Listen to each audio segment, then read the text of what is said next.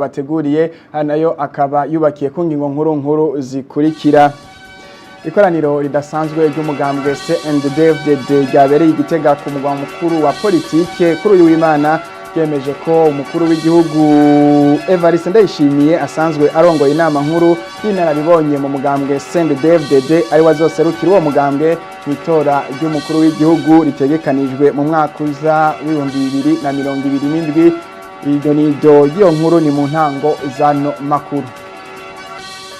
Uyavugwa mu makungu naho muri Leta Zunze Ubumwe za Amerika hari umugizi wa nabi yadukije mu giteramo cyo gusangira twamenyesha makuru bakorera mu biro vya Perezida wa Leta Zunze Ubumwe za Amerika ararasa amasasu atari make. Perezida Donald Trump n'umutambukanyi wiwe bakaba baciye bahungishwa gushika ubu rero uwo mugizi wa nabi akaba yamaze guhagarikwa. Navyo nyene ni muri ano makuru kazi.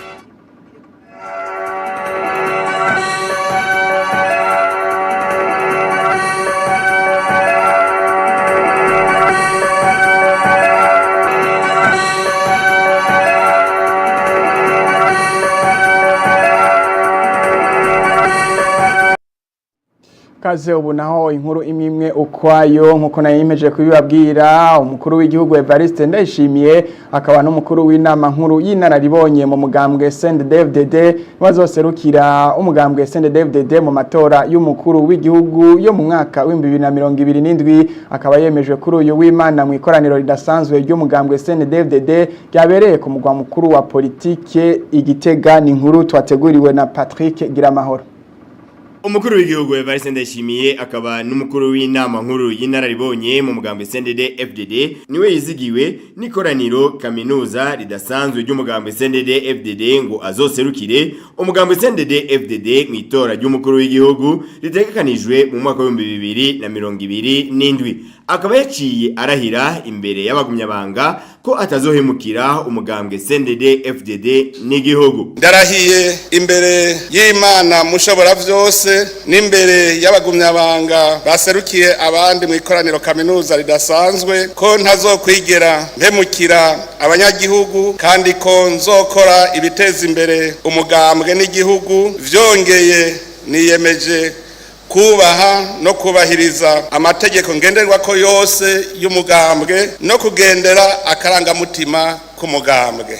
Umunyamabanga mukuru w'umugambwe CNDD-FDD Reverien Amakuru aravuga bimwe mu vyatumye umugambwe CNDD-FDD usubira kumwizigira.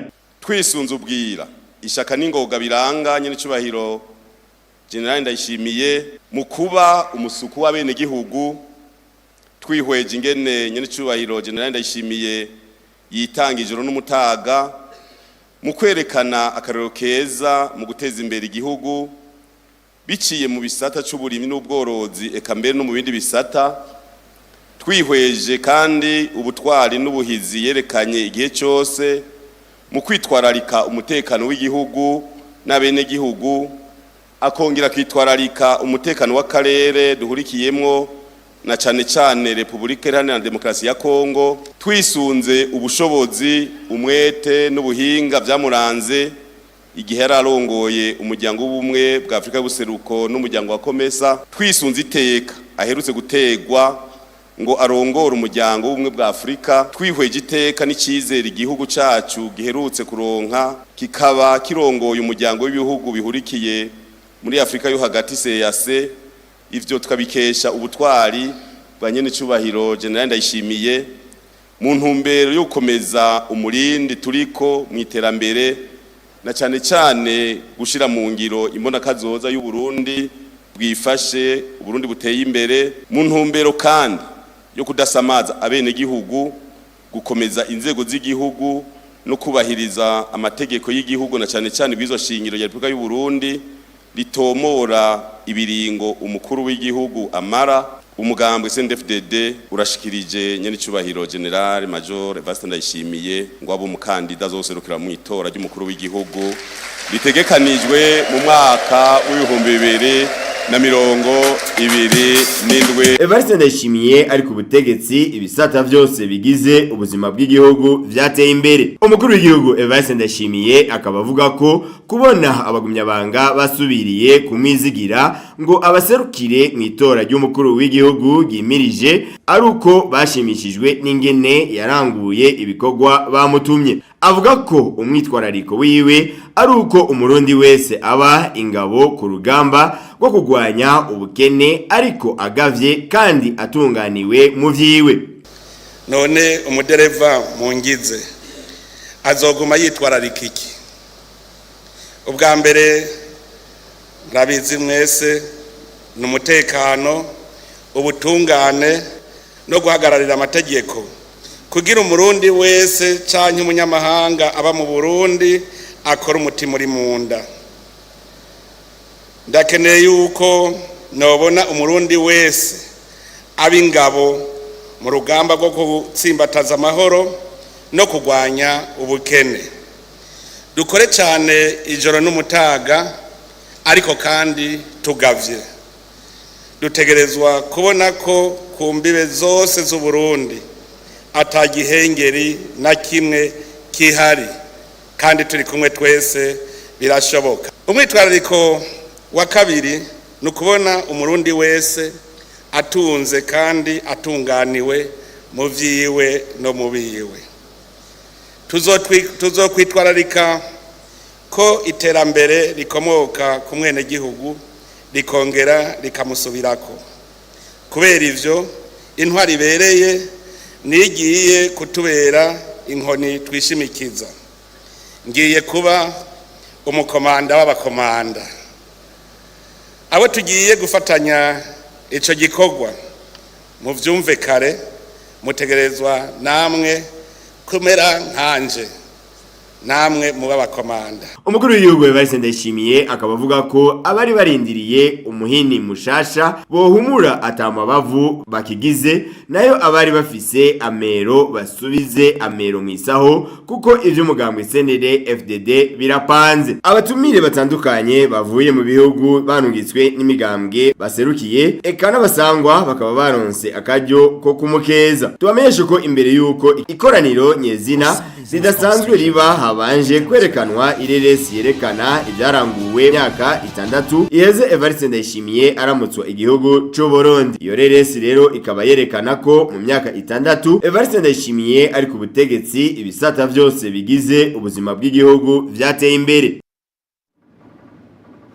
Inyuma y'ikoraniro kaminuza ridasanzwe ry'umugambwe CNDD-FDD mu mabarabara agize igisagara ca Gitega, uhereye ahabereye iryo koraniro abene gihugu bakaba basanganiye umukuru w'igihugu Evariste Ndayishimiye bagaragaza umunezero udasanzwe ku nkuru nziza bumvise, bongera bamukeza kubona umugambwe CNDD-FDD wamwizeye ngo azowuserukire mu itora ry'umukuru w'igihugu ritegekanijwe mu mwaka wa 2027. Uwo munezero rero bawerekanye gushika mu kibimba ahari ikirimba cy'umukuru w'igihugu. N'ubu ni inkuru ya Patrick Giramahoro.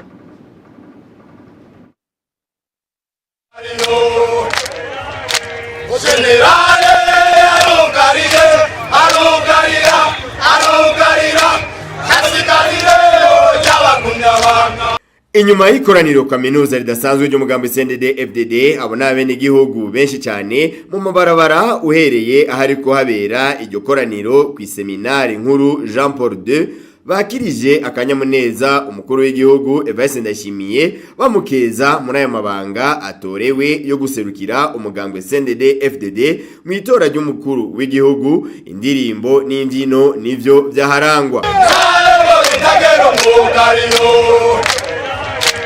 Generale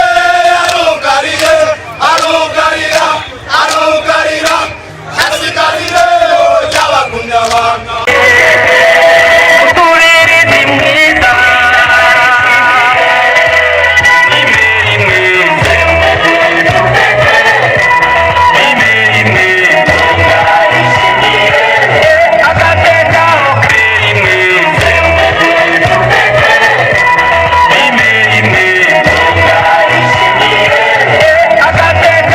Imana niyo ikayi kibanga cyane, witoge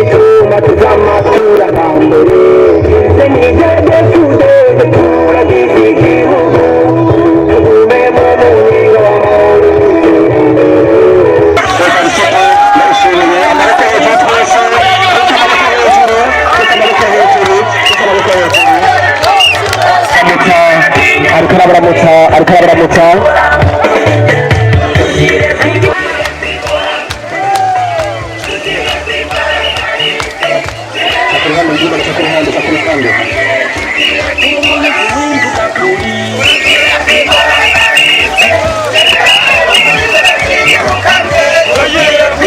ageze hagati mu gisagara ca Gitega abenegihugu benshi cyane naho nyene bamwakirije akanyamuneza baje kumusanganira.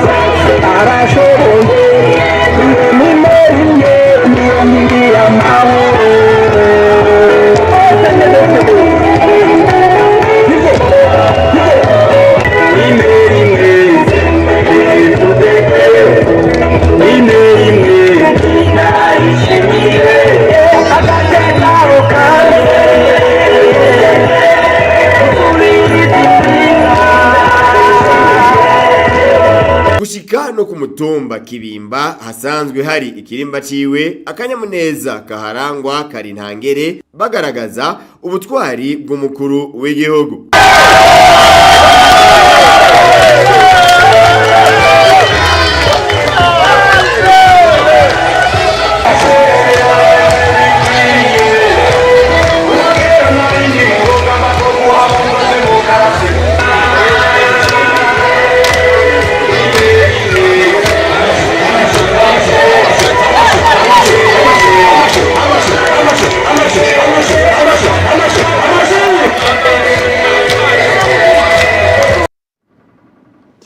Turabandanya nano makuru kuri uyu wa gatanu mu ntara ya Butanyerera harabaye inama yo gushinga intahe z'abashikiwe n'ikumirwa rifatiye ku moko n'uburere mu gisata c'indero. Pierre Claver Ndayicari yarongoye umugwi severe akavuga ko abarundi boja hamwe kugira ngo batore umuti w'ibibazo gutyo umurundi wese yiyumve nk'uri iwabo. Ni nkuru ya Jackson Irakoze.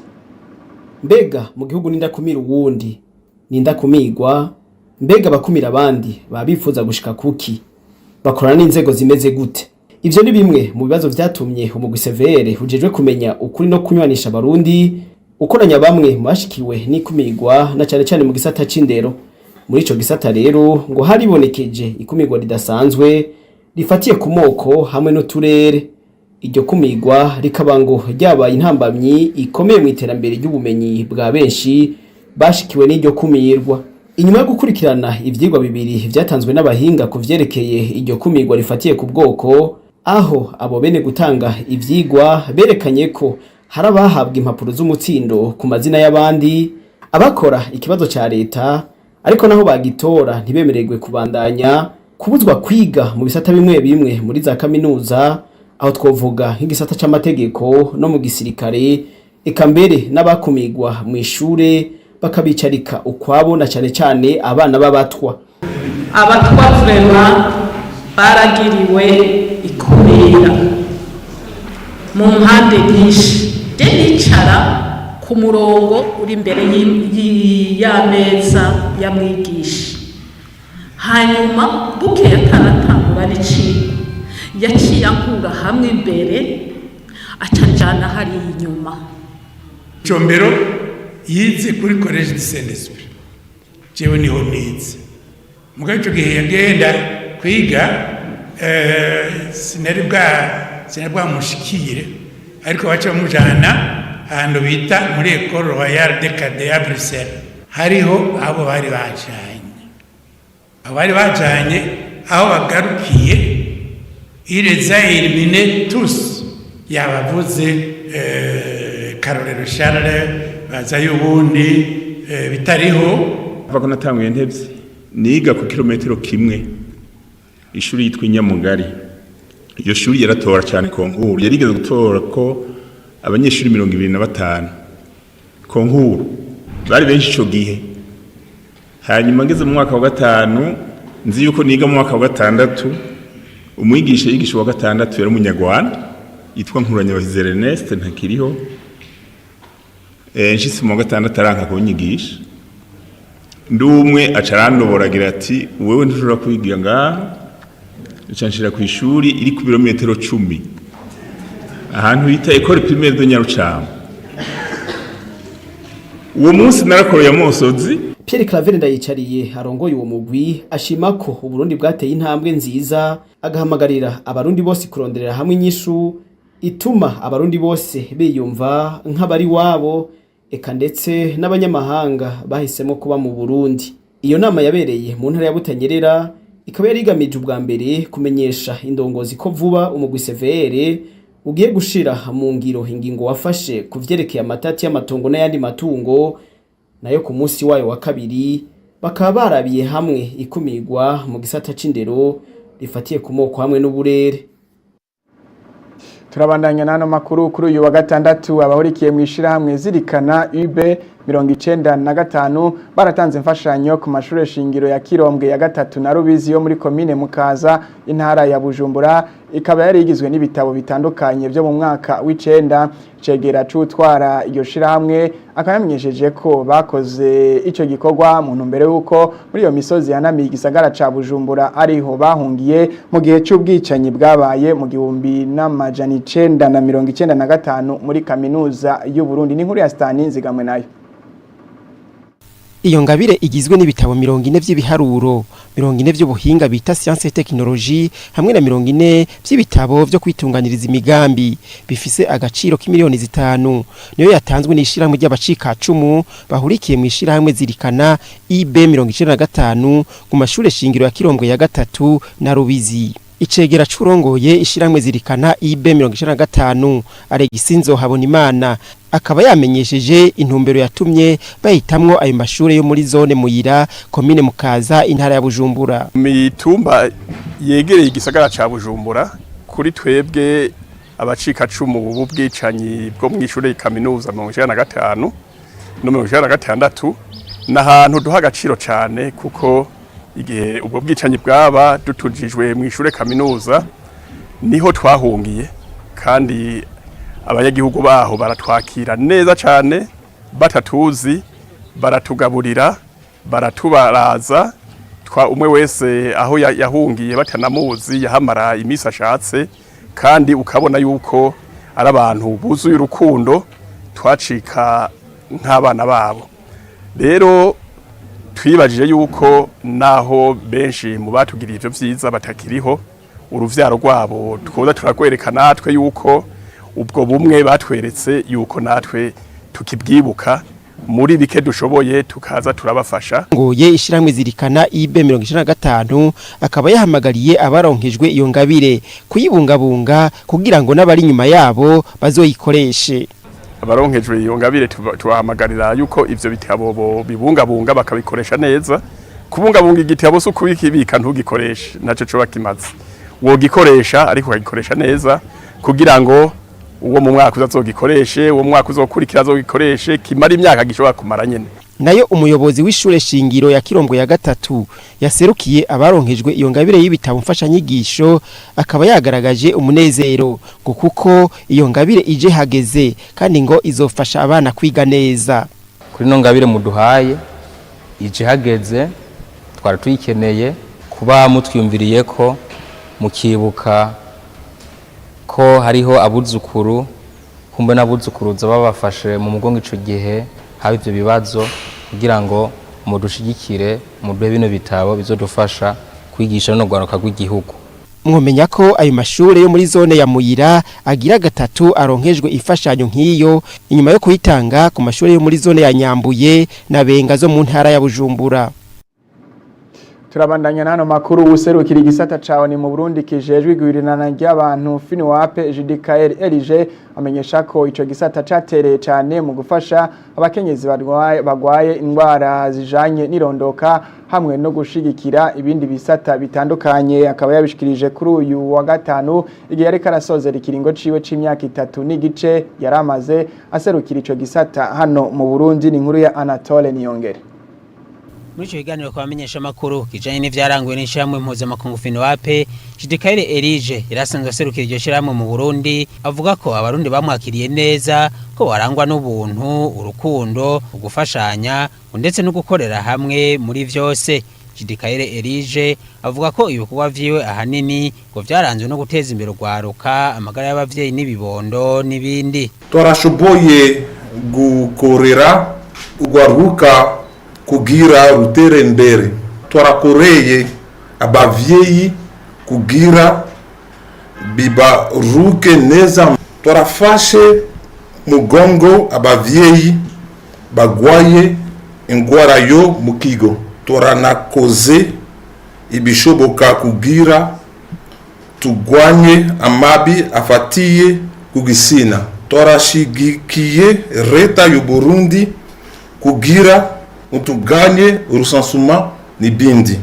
Ndashimiye u Burundi bwanyakiriye neza. Mugihe yaramaze imyaka 3 n'igice aserukira FINWAP hano mu Burundi, JDKR Elije avuga ko yakoranye neza na leta y'u Burundi, amashami mpuzamakungu atandukanye ndetse n'abaserukira ibihugu byabo hano mu Burundi, kandi ko ibikorwa byose iryo shirahamwe ryasanzwe rirangura hano mu Burundi ko bizobandanya bikorwa. JDKR Elije wakaba agiye kubandaniza ibikorwa vyiwe mu gihugu ca Somalia. Turabandanya nano makuru muri rwarukurikirane rw'amakuru ajanye n'ivyiza byo Burundi muri aya makuru tubashikiriza ibijanye n'ikibanza ciratiro c'amashuha kiri muri komine n'intara ya Gitega. Abene gihugu bagendera ico kibanza bakemeza ko kibafitiye akamaro kanini na cane mu bijanye no kubungabunga amagara yabo. Ni inkuru ya Pascazi Hatungimana. Ico kibanza ciratiro c'amazi y'amashuha kiri ku mutumba Gishuha komine n'intara ya Gitega. Ayo mazi y'amashuha akaba ari mu bigize akaranga ku Burundi. Abene gihugu bagendera ico kibanza baremeza ko ayo mazi bafitiye akamaro kanini na cane ku magara yabo. Bema uyarimwo urumva nyene kabisa ko imisi nyene iriko irahema neza. Urumva yuko umubiri nyene urirorasha ukuntu kumva nyene utuje nyene kumva imitsi igenda neza kabisa. Kumva no mutwe uruhutse wadufitiye akamaro kanini cyane. Nk'abantu benshi urabona yuko ari abantu usanga bafite utugwa dutandukanye mu mubiri, bagira siporo, ugasanga banywa nk'inzoga, ugasanga inyama nyinshi zimwe ibinure. Uyazamo ngaha kenshi biraza biragabanuka. Ni nka sona. Akamaro ka mbere ndaza kwirorashirizayo, ndaza kwaruhukira, hama nkejeje heza nkataha neza. Ararorasha umubiri cyane. Mbakoma nk'ubu naraye ndushe, arabasha umubiri kumva yuko umerewe neza. Hambavu yo kubungabunga amagara y'abene gihugu ndetse n'ingenzi zigendera ico kibanza, ayo mazi ngo araterera no mu iterambere rya komine. Ano mazi afite akamaro kanini abantu batari bake baba abo ngaha aye muri komine ya Gitega ndetse n'abandi bava mu zindi ntara z'igihugu no mu makomine atandukanye y'igihugu baraza ngaha aye koga amano mazi kuri komine akamaro ano mazi adufitiye. Murabona yuko aha aye hariho koperative hatunganya byumvikana yuko umuntu aje ngaha aye hari akantu asiga, hari amafaranga asiga, amafaranga yazarasiga harayafasha kugira ngo babandanye batunganya neza kino kibanza bakigirira isuku ndetse mbona ko bariko barubaka n'ibindi n'izindi nyubako kugira ngo habandanye hasa neza. Rero kandi hariho n'igice gitoya no kwita citagisi rija gusahiriza mu migambi komine ikora canke mu bikorwa vya misose vya komine. Ibibanza nk'ivyo rero bikaba vyibonekeza no mu yandi makomine amwe agize igihugu. Turangirize mu yavugwa mu makungu. Hari umugizi wa nabi yadukije mu gitero cyo gusangira c'amenyesha makuru bakorera mu biro vya president wa Leta Zunze Ubumwe za Amerika. Ararasa amasasa atari make Donald Trump n'umutambukanyi wiwe bakaba baciye bahungishwa gushika ubu rero uwo mugizi wa nabi akaba yarahagaritse. Ni nkuru ya Joseline Kankindi. Ukutemera no gutangara gukomeye mu kibanza cyo gufunguriramwo c'umugoroba w'amenyesha makuru bakorera mu biro vy'umukuru w'igihugu wa Amerika. Hanze yaho humvikanye ugwamo rw'amasasu inyuma y'uko umugabo umwe yagerageje kurenga aho basuzumira umutekano. Abajeje umutekano baca bihutira gutabara bagira bati nimwigire kure. President Trump n'umutambukanyi wiwe bakaba bakuweho n'abakozi bajejwe iperereza. Ni mu gihe abari bitavye ibirori bagerageza kwinyegeza, naho uburyo bwo guhamagarana kuri telefone bwari bumeze nabi cyane. Amenyesha makuru bakaba bararanguye umwuga wabo maze batangura gutanga ivyabona vya mbere bakoresheje telefone zabo ngendanwa. Uyati mu gihe abari bitavye ibirori bari bamaze gutangura gufungura, twumvise ugwamwo rukomeye. Urwego rw'iperereza rwaciye ruhashika ubwo nyene, hanyuma twaciye twinyegeza munsi y'ameza. Twari twicaye hamwe n'abatumire b'icubahiro bose baciye baryama hasi. Intumwa idasanzwe ya France 24 Katevane Gorette Samani yarari muri hoteli igihe ayo masasu yaraswa. Ati vuba cyane twaciye tumenya ko humvikanya amasasu. Hari uwasemereye ati n'amasasu bose baciye baryama hasi. Urwego rw'iperereza n'abajeje umutekano batubwiye kuryama hasi no kutanyiganga. Abategetsi n'abagize leta bace bakugwaho n'ingoga bati mwese musohoke atawuvuyemwo. Uyati twumvise amasasa 3 akwirikirana. Nirutse nsohoka sinigeze mfata umwanya wo kuraba ivyari biriko biraba inyuma yanje. Numvise gusa ko hari ikintu kiriko kiba, nca ndiruka n'ingoga uko nshoboye. Hanze abajeje umutekano hamwe n'ingabo z'igihugu bakaba baciye bazibira amabarabara akikuje aho hantu. Ni mu gihe indege zo mu bwoko bwa helicopter zariko zirazunguruka hejuru. Abantu 2600 nabo bari bitavye uwo mugoroba baca batangura kuva aho hantu. Ano makuru twari twabateguriye n'ingahagarukiye. Mwakoze mwebwe mwayakurikiranye, mwabakoze bagenzi bacu badufashije kuyegeranya hamwe n'abariko baradufasha kugira ngo abashikire ngaho iwanyu atankomanzi. Mwandanye rero muryoherwa n'ibiganiro mushikirizwa na televiziyo y'igihugu.